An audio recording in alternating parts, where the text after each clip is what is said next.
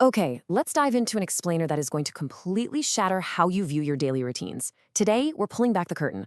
We're going to reveal the hidden, microscopic biological web that is actively dictating your energy, your mood, and literally the precise rate at which your brain ages. So ask yourself, what invisible biological forces are actually shaping the quality of your life every single day? We so often treat our health like a random checklist.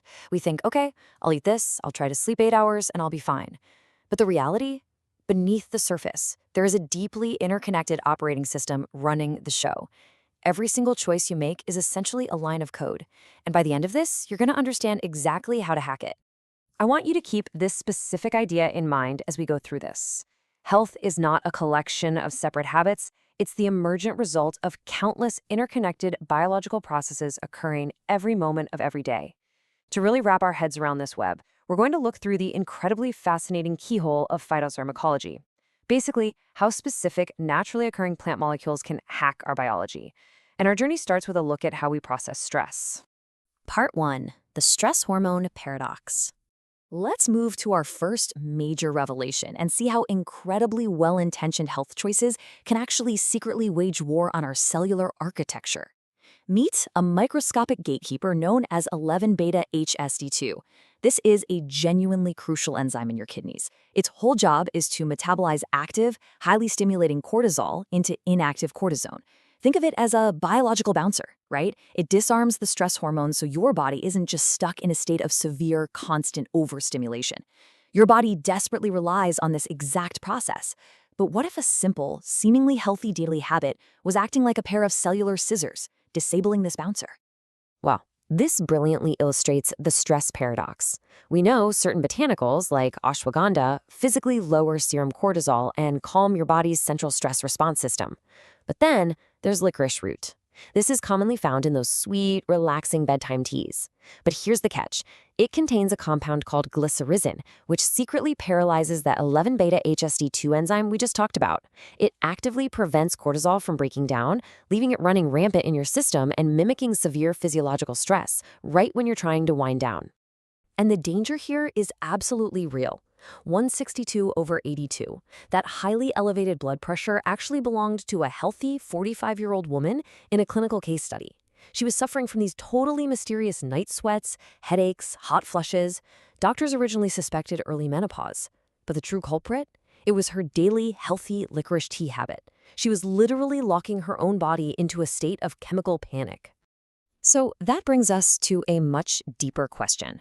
If managing stress hormones like cortisol is really only one part of the equation, what actually flips the master switch?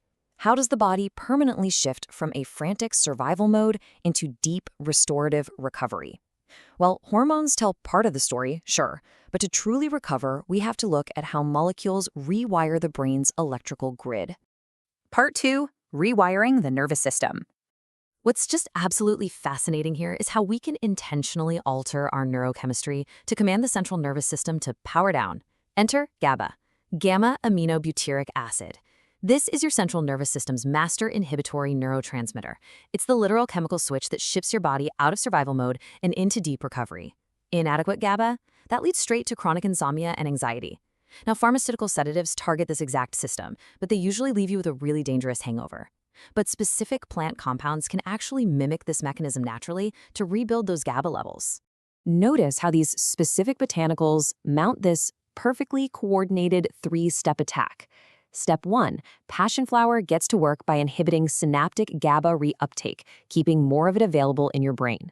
Step 2, lemon balm jumps in and blocks an enzyme called GABA-T, which normally destroys your existing GABA, so you're preserving what you already have. And finally, step 3, valerian actively locks directly into your brain's GABA-A receptors to force slow-wave restorative sleep. It is, quite literally, a biological symphony. And the power of this GABA modulation is staggering. We aren't just talking about feeling a little more relaxed. Look at this. In clinical trials, post-surgery patients who simply inhaled the linalool terpene, that's a compound famously found in lavender, literally cut their need for opioid painkillers almost in half. Think about that. 82% of the control group needed opioids compared to just 46% of the linalool group. A simple plant molecule orchestrated a response powerful enough to replace synthetic narcotics. No way, right? But then we face this massive paradox. If we possess the biological tools to lower stress and trigger deep recovery, why do our modern daily habits still sabotage our sleep so severely? Well, the answer lies not just in what compounds we introduce to our biology, but the exact precise timing of when they arrive. Part 3. The Circadian Rhythm Code. Let's dive into chronotherapy. This is the science of timing molecular interventions to match your body's evolutionary clocks, because a helpful molecule at the wrong time is suddenly a highly disruptive one. Here's a crazy example.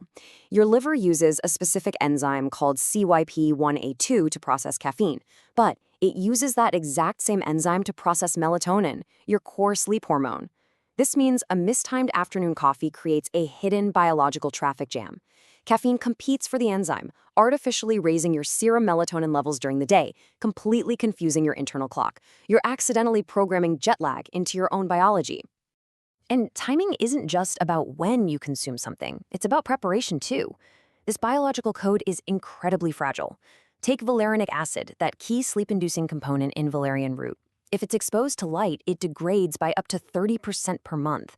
You could be drinking a perfectly timed but biologically dead cup of tea. To genuinely hack this system, you use a phased chronobiological protocol. At 8 p.m. or 6 p.m., you introduce a low-temp lavender infusion, steeped at exactly 71 degrees Celsius to activate the parasympathetic nervous system and drop your heart rate. Then, at 9:30 p.m., you follow up with a hot valerian and passion flower decoction to actively trigger that GABA preservation we talked about. By 10:15 p.m., your neurochemistry is primed for rapid, restful sleep onset. So, we've optimized the night, but now we have to zoom out to the ultimate realization. How do these microscopic nighttime victories actually alter the trajectory of our cognitive future? What does this mean for the brain you're going to have in 20 or 30 years? Part 4. Protecting cognitive longevity. The absolutely crucial point here is that reducing immediate stress isn't just about feeling good tomorrow.